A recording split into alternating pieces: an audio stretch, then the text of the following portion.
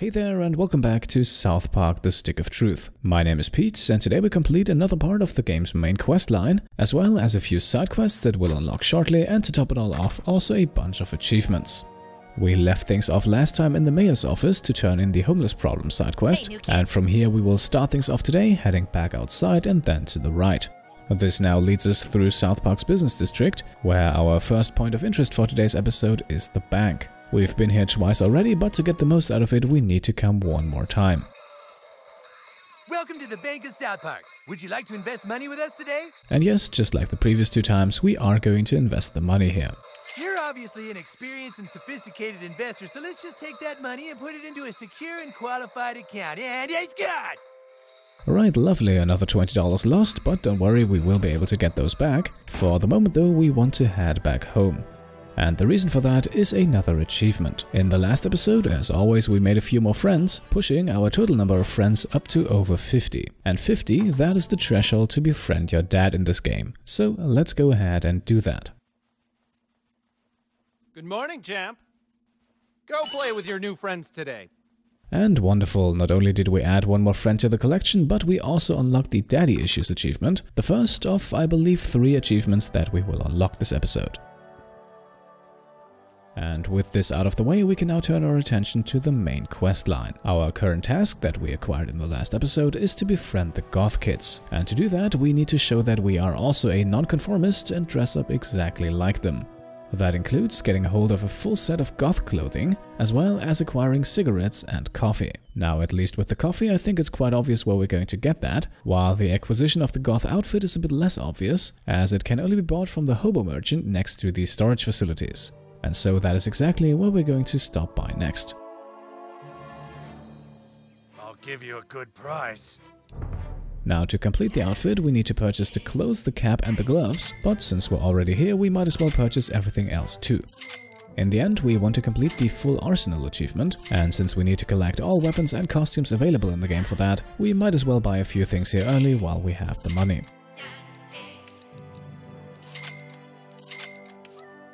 I also quickly bought a few other things just to be able to complete the collections later on, and now let's put the main quest line on hold again and instead deal with Gore.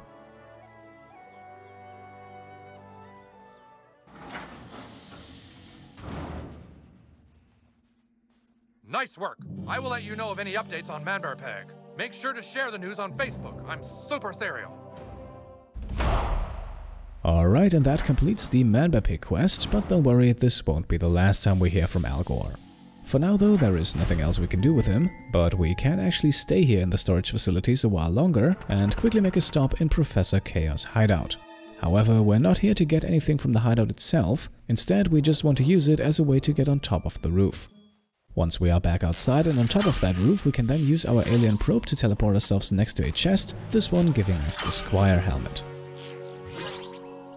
And that is really all we came for, so let's go back and leave the storage facility for good.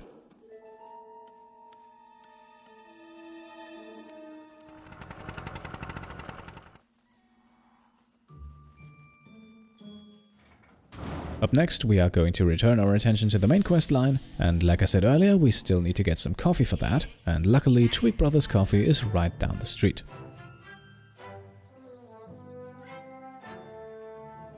If you ever want some work done on your nose, see Dr. Tom. He's the best. Welcome to my coffee shop. Thanks for helping Tweak out in the back room. Would you like to try some coffee?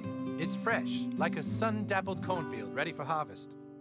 And after reaching this part of the main quest line, a new item has become available here, so let's buy the Twig Brothers Dark Roast.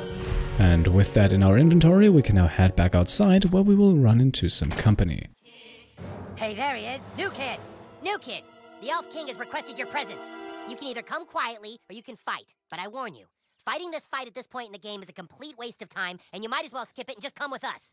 And the elf is actually correct here. There is absolutely no point in fighting, so let's not cause a scene and go with them peacefully.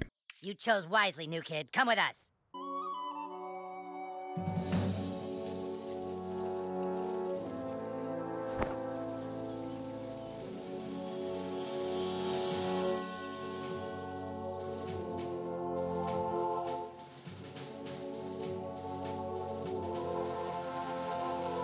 So, you're the new kid everyone is talking about. What's your name? He doesn't talk, Elf King. He thinks he's hot shit or something.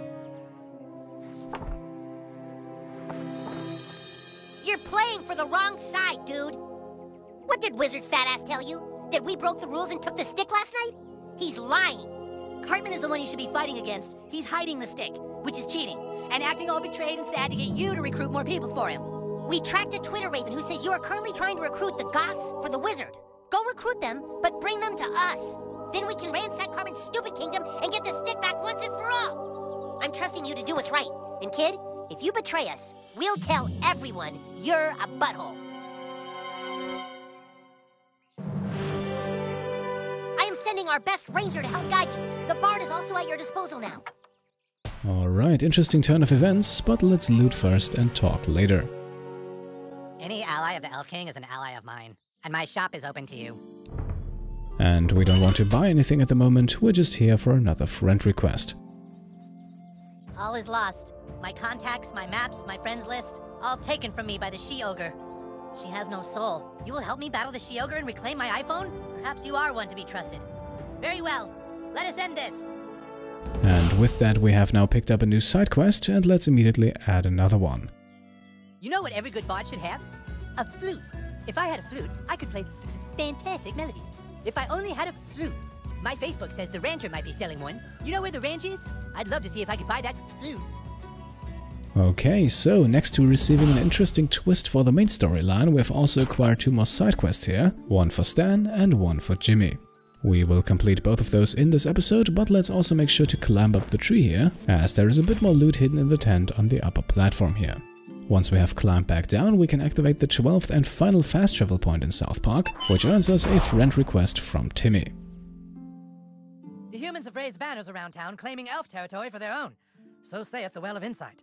Plus, it's all over Twitter. The Well says balance can be restored only if a chosen one were to fuck up their banners.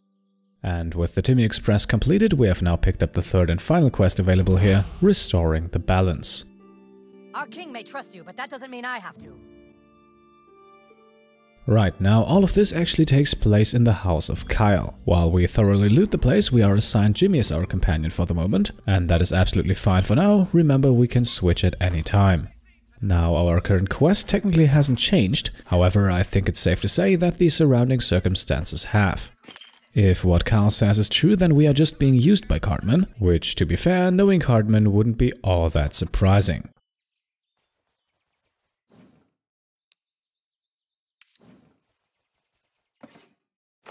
Okay. Right here we just acquired another pair of underpants, which will become important later on, while the rest of Kyle's room does not really hold anything else of interest. The other must-have item in this household can then be found in the Broflovski bedroom, where in the drawer on the right here we can grab the Broflovski Garage Key. And that key is not only the key to the Broflovski Garage, but also to the Archaeologist achievement, which we will unlock shortly for opening every single garage in South Park. Important to note here is that what counts towards the achievement is opening the garages and not entering them, as we have in fact already opened the garage that we could not enter. At least not yet, but that will also change soon. Now in the bathroom we will go through the usual routine of looting and pooping.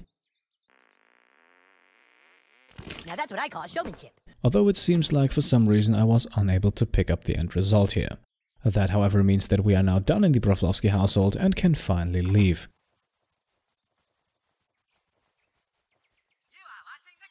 On our way down, we also pick up the Unfriend Gore side quest, because as you might have noticed, we have actually received quite a few messages from him since we turned in the Manbear Pig quest. For the moment though, let's unlock the Broflovski Garage and with that also the Archaeologist achievement, and inside of the garage we can help ourselves to a bit of loot and another Chin Pokemon as well.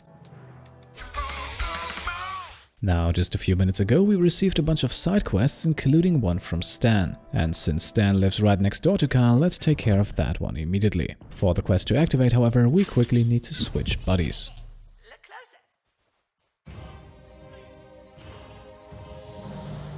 Nothing can prepare you for this battle. If I die, tell the guys I fought bravely. Down on that side is where my parents sleep, and across from that is the cave of the She-Ogre. Give me back my iPhone, demon! You little turd! I've brought help. Let's see you try and take us both. Ah! Your days are numbered, She-Ogre. So the She-Ogre that has stolen Stan's phone turns out to be his sister, and we will actually take care of her very quickly here with a summon. And we will summon Mr. Kim, who has become available after completing the Mongolian beef quest. I'm gonna do my war dance now.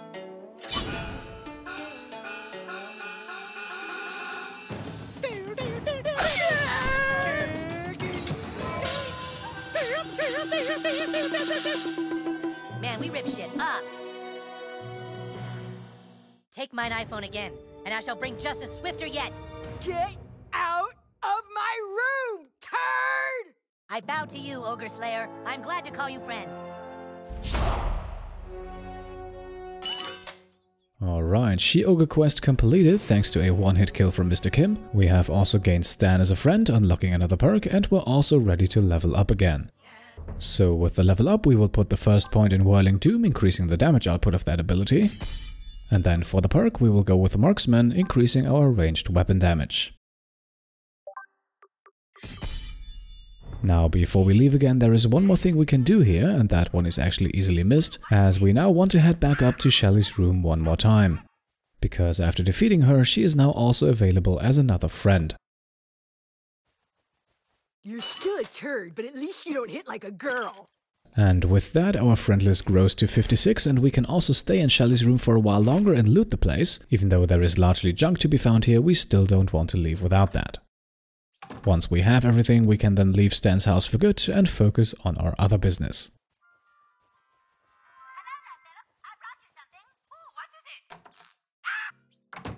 One of the other side quests that we also obtained earlier is to destroy banners around town, in an effort to reclaim that territory for the elves. There are in total only 5 banners around town that need to be destroyed for this quest, and we can find the first one on the playground next to the group of kindergartners. Ahoy, Maplebeard!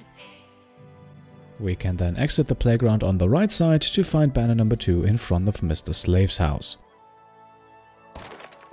Right here we also want to switch buddies again and go back from Stan to Jimmy, because up next we will complete the Magical Songs side quest. Now, Jimmy mentioned to us earlier that he would love to have a flute and that there might be one for sale over at the ranch. So let's go there and check things out.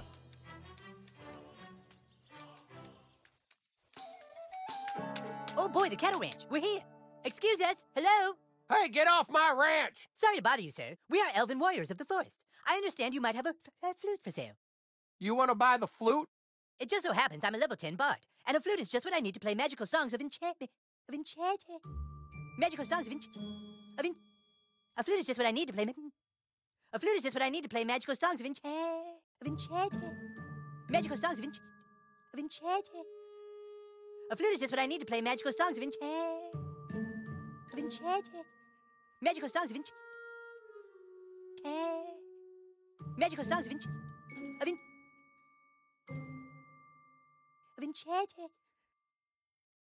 Magical songs of enchantment. A flute is just what I need to play. A flute is just what I need to play magical songs of enchantment.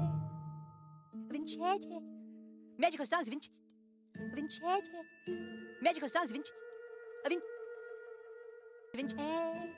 A flute is just what I need to play magical songs of enchantment. Yeah, well, the only problem is the flute's in the barn, and there's where the crazy cattle are locked up. Damnedest thing I ever saw. Some of the cattle started acting real funny. I tried to calm them down, but they shouted something in German and then tried to kill me. Well, don't worry, sir. You just need the help from a level 10 bard and his warrior friend. Leave it to us. All right, if you say so. Here's the keys to the barn. Right, so let's head inside and see what we're dealing with. All right, cows, it's time to stop misbehaving.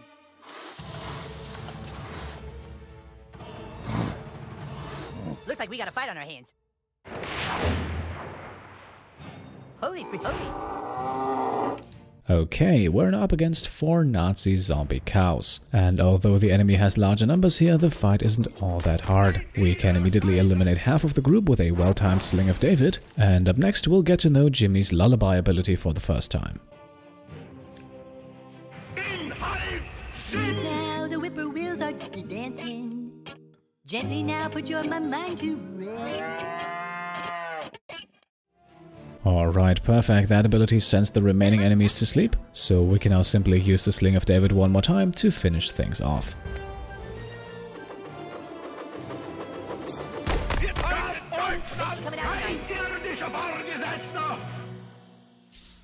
Alright, quick and easy, the victory here earns us 60 experience points, and most importantly, the way to Jimmy's flute is now cleared. Before we grab that, we want to make sure to loot the remains of the Nazi zombie cows. And quick note on the side here, yes, there is a toolbox on the left, but we cannot access that at the moment and therefore will have to return at a later point in the game. What we can do, however, is climb up the ladder, shoot down the lamp and then clear our way to the well-deserved reward.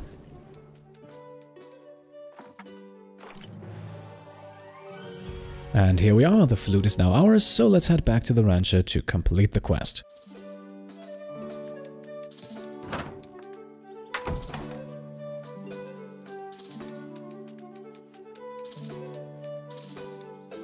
Hey, you did it! You elves were pretty all right. Did you find the flute? I sure did, Rancher Bill. And now my bardic abilities will be greater than ever before. Well, you earned it. See you around. Thanks, new kid. I couldn't have done it without you. Where should we go next? Alright, that is the Magical Songs quest completed, and Jimmy is now our friend as well. And up next, I think it's time for a bit of a challenge. Before we continue on with the main quest line, we can take care of the Unfriend Gore quest, as that one once again takes place in the storage facility, which is just around the corner. Quick disclaimer at this point, what comes next might be the hardest part in the game that we have faced so far. For that reason, we will prepare carefully by switching the alien probe for the Rod of Waste, and we will upgrade that one with a fire patch for 50 additional fire damage. We will also switch the alien ray gun for the broken bottle, as the broken bottle does bleeding damage, which is immensely useful in this fight. And to increase that ability further, we will add the toothpick weapon patch, which adds additional bleeding damage. And equipped with this loadout, we are now ready to confront Gore. You're back, Junior Algorian. But why haven't you liked any of my Facebook messages? Unless... Of course. You're no normal human kid. It's you, Man-Bear Pig! I have you now! Let us fight to the death! I am just a humble bard. Surely my music is no match for a hero like you. Now let's see how you like sitting through a whole presentation on global warming! Alright, this right here is already one of the deciding moments in the fight, as failing to block the global warming attack will put us to sleep first, and then inflict the screwed status effect, which will lead to death after 3 turns. So I would say the 2 blocks here are essential to survive this fight. In our turn, we will use a speed potion for the first time, as that will give us an extra attack this round. With our first attack, we will then use the broken bottle, which can be shot 4 times to inflict 5 stacks of bleeding and grossed out as well. With our second attack, we then use the Circumscythe to strip away half of Gore's very powerful armor, which of course also increases the impact of all further attacks.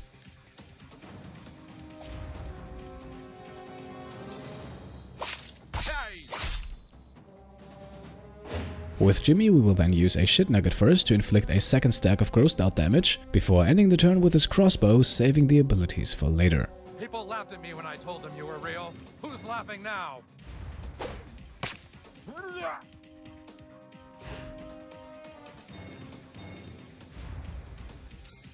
Oh! Excelsior! Protect the former sort of vice president! Now Gore has summoned 3 Secret Service agents, and that is where the fight gets tough. These guys all have moderately high health but incredibly high armor ratings, and on top of that their attacks are absolutely lethal as well. Now I have found that the best way to get past the defenses are negative status effects that deal damage over time, which is why the broken bottle with the additional bleeding damage is so incredibly useful in this fight, as it can be thrown 4 times at 4 different enemies, and in our case, using the speed potion here, we can even do that twice a turn.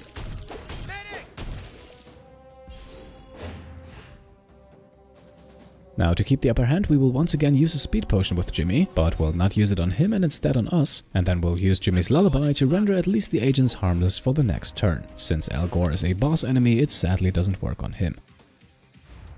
Close your eyes, no more thinking about your troubles. Sleep now with Jesus, for you are blessed. Gore-tastic! Yeah!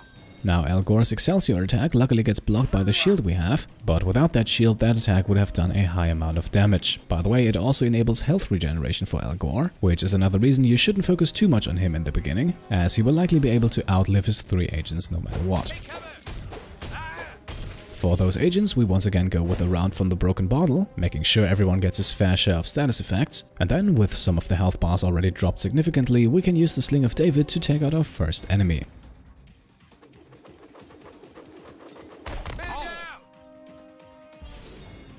With Jimmy we then use Power Chord, which immediately earns our entire squad 6 additional PP, and as it does not count as an attack, just like Butter's healing ability for example, we can now use the Lullaby ability once more and buy us a bit more time. Sleep now, the whippoorwills are dancing. Gently now put your mind to rest. Ouch! Wow, I can see the light. It's beautiful. Gotta have a thick skin in my line of work. Now Elgore's melee attack is once again very powerful and could have actually killed Jimmy in one go had we not blocked the first 2 strikes. But even in this case it leaves him with less than half health. Now luckily the second agent has already succumbed to status effects and has fled the battlefield, leaving only one as Elgore's final line of protection. Now after examining our enemy's health bars I once again decided to take a speed potion, as 2 more rounds with the Sling of David should be enough to finish the fight.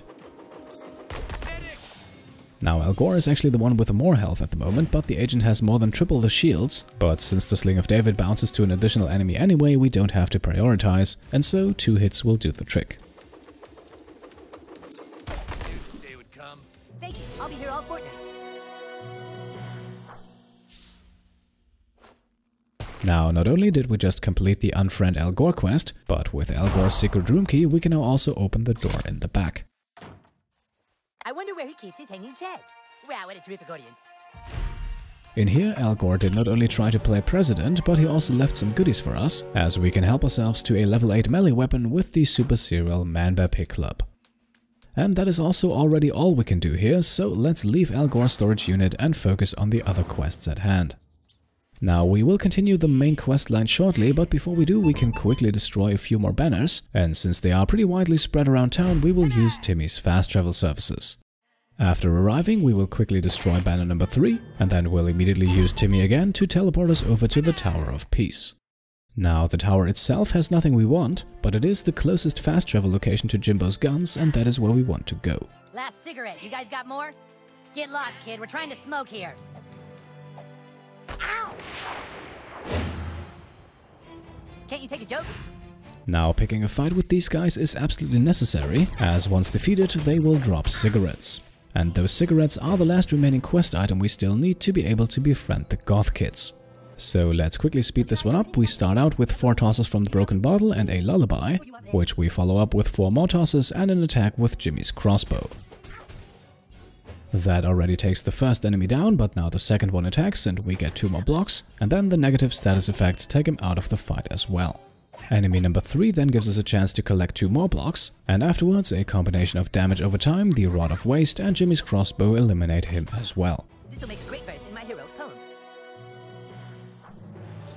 After the fight we immediately receive the cigarettes, but we can also loot the 3 bodies for some additional valuables. Once we have everything, we can already equip the Goth Outfit, throwing on cap, clothing and gloves. Dressed like this, we could now return to the Goth kids to continue the main quest line, but there is one more thing I'd like to take care of before we do that. Back at the Tower of Peace, we will once again fast travel, this time over to the church. In front of the church, we can then swiftly destroy banner number 4, and banner number 5 is conveniently very close by, directly on the path from here to the school. And with that we have all 5 banners destroyed and could now turn in the quest at any time by returning to Carl's backyard. Right now though, I think it's time to finally present ourselves to the Goth kids.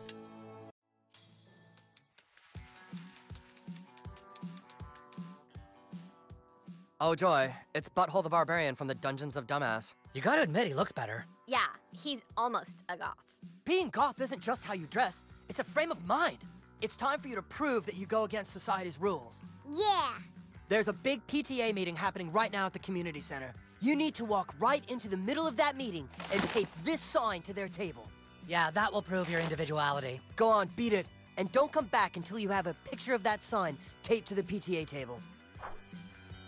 Alright, and with that we have received the next stage in the main quest line. So in the next episode we will make our way over to the PTA meeting to show off just how much of a nonconformist we really are.